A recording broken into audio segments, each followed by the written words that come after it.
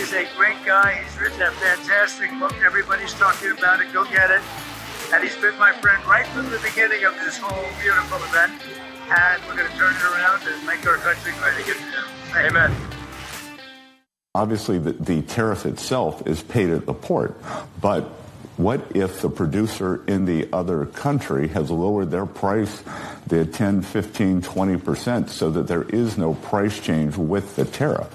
And obviously, our largest trade deficit is with China, and China does not have the same profit objective that other Western democracies do. So that is an employment agency, and my view has been that they would continue to eat the tariffs.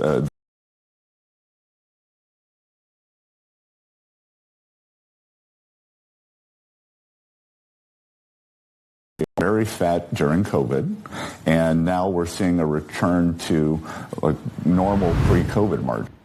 All right, Joe, so there is Secretary Bessent. He's discussing the tariffs and really the fact that the results of the tariffs have not been what was so loudly warned about, and the word panicking has been used a number of times by the White House. The panic has not happened. In fact, what Secretary Bessent says there is clear. This is being eaten by China. It's being eaten by the producer. They are the ones conducting the export. And whereas the United States, our stock market has been booming. The S&P just came out, reaffirmed our credit rating, and specifically cited the tariffs in doing so. What do we account for all this? President Trump highlighted, Jack, that it wasn't going to be a factor, and Secretary Bessent said it as well. So they were correct and very anticipatory. We are generating record amounts of tariff revenue. The July numbers put us on track for about $300 billion for the calendar year, maybe more. The CBO, Congressional Budget Office, did not score that because it's technically not part of current law. But they said it could raise almost $3 trillion. If the economy grows at 3%, in line with what happened during President Trump's first term, that's an extra $4 trillion in revenue. So if you take a strong growth backdrop, that's the hallmark of President Trump's past, and you take the tariffs, the budget outlook can look excellent, very, very positive. The rating agencies, one of them today at least sort of highlighted that, but they're generally pessimistic, but it's good to see them kind of coming more back into reality. And you're correct, the tariffs have not had an effect on measured inflation. As I said earlier, the inflation rate has been 2% since President Trump took office. Things like automobiles, which are very sensitive to tariffs, those are actually down over 2% since the tariff collection started to pick up in earnest back in April. So President Trump was exactly correct. The exporter, these countries, are absorbing the bulk of these tariffs, and President Trump was proven right again. And so while this is going on, you just mentioned, and let me put this all together here, because you just mentioned that small business, their attitude is actually becoming far more positive when we were told originally that the tariffs were going to destroy small businesses. No, not at all. I mean, you have a continuation of the 2017 Trump tax cuts. You have the no tax on tips and overtime that will increase labor supply, reduce tax on seniors that may help lift their participation rates. It's all about producing more of the goods and services that the economy wants, because President Trump, as a businessman, knows how the real world works. And if you help small businesses, which are the backbone of hiring, they will thrive. The tariffs are important in incentivizing foreign companies and countries to allocate capital to the U.S. You've seen that in the trillions of dollars of money coming back in. They've got low tax rates. They've got pro-growth, proper business regulatory policies. In other words, the administration is looking to help business, not hurt business, because if you hurt business, you hurt the people that work there. And you've got cheap and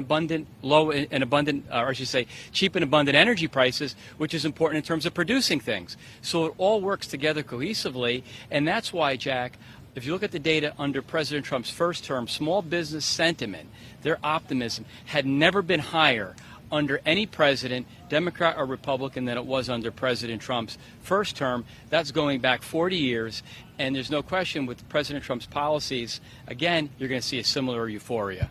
Well, and it just flies in the face of what we were told was the conventional wisdom. I remember people blowing up regarding tariffs, saying that there's no possible way this is going to work. It can't be done. And it seems, though, that the difference here is that, and by the way, I'm just going to say it, this is one of the reasons that you're seeing in places like New York the rise of politicians like Azora Mamdani, because he's speaking to people that have been caught in so many economic tailwinds, especially Gen Z and younger millennials, that they want to tear the entire system down, whereas what President Trump is offering is a way to raise the floor so that he brings everybody up rather than having to tear anyone down in the process. That's exactly right. And I think New York is probably a unique case, but if you look at the president and how he performed last November, he did extraordinarily well among working class voters, African Americans, Hispanics. His numbers went up significantly by historic amounts, where he didn't pull well of the elites and the globalists who've basically been wrong on almost everything, if not everything. Well, it's exactly right, because who does this hurt? This hurts anyone. If you're in that business, if you're in the business of selling out the country, if you're in the business of importing these products, you're in the business of cutting down, outsourcing American jobs, shutting down American factories, all the rest of it, yes, then that would potentially hurt you a little bit. But it turns out that is a tiny sliver of people, and the vast majority of people do not fall in that bucket. Jack, the American people are smart. Thank God there's more alternatives than the mainstream media that existed, a handful of years ago.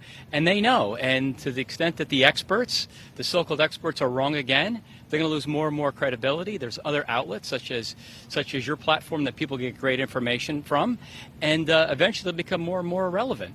Meaning the so-called experts. Well, I have to say again, just very grateful to the administration for the access they've allowed our network, Real America's Voice, and even myself personally being able to travel alongside the delegation on Air Force One on Friday, even being brought into the White House yesterday for that multilateral meeting, and then today to be in the new media seat. Something and you guys over at Treasury, I mean, you've had us on more than anyone, and I have to say it's really something that the administration will never ever get credit for, just being so transparent. And to anyone out there, I'll even just say, if you've got a blog, if you've got a YouTube channel, if you've got a big social media account, just go ahead and reach out to the press office and see if you can come in on a day pass. I guarantee you'll probably get one. Jack, President Trump has 3 words for it: the golden era. The golden era. It really is as simple as that. Joe, thank you so much for joining us here today, Human Events Daily, here at the White House. Folks, we are so excited to have been here today. We're so excited to have been here on the spot. I'll take it from here. And folks, just wrapping up the last couple of days that we've seen the Anchorage, Joe's got to run there, but the Anchorage Accords. People asking so many questions about where that's going to go for the American people. People asking where it will go for the Ukrainian people. Will there be U.S. boots on the ground? This absolutely being a key question. But I also wanted to tie it to the economics, both when I was in the White House during the press briefing earlier today, as well as talking with Joe Livornia, who is, of course, the counselor to Secretary Bessent, the Secretary of the Treasury, because there's a money angle affecting all of this.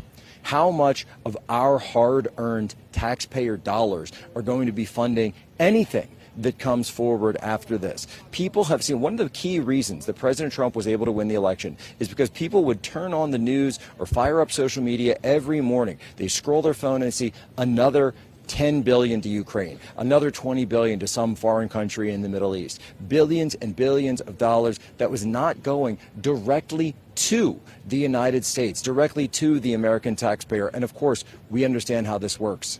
We do not have an unlimited supply of money, regardless of what the Federal Reserve thinks. So there are only a few ways to get it. You can print it, you can tax it, or you can borrow it. And the idea is, of course, you're not going to be able to get rid of the federal government. All right, so my libertarian brethren out there, sorry, it's probably not going to happen. But the best way to deal with it, the very best way to deal with it, is, of course, to do so in a proper governance method. Good governance. Good governance, that means governing for the people. Are the people benefiting from this, the widest array of people? Because look, and I was on War Room this morning talking about Zora Mamdani. You're either going to get MAGA or you're going to get Mamdani. Folks, this is Jack Posobiec signing off here at the White House. Thanks again to the Real America's Voice team for supporting everything that we've done over the past few days. Ladies and gentlemen, as always, you have my permission to lay ashore.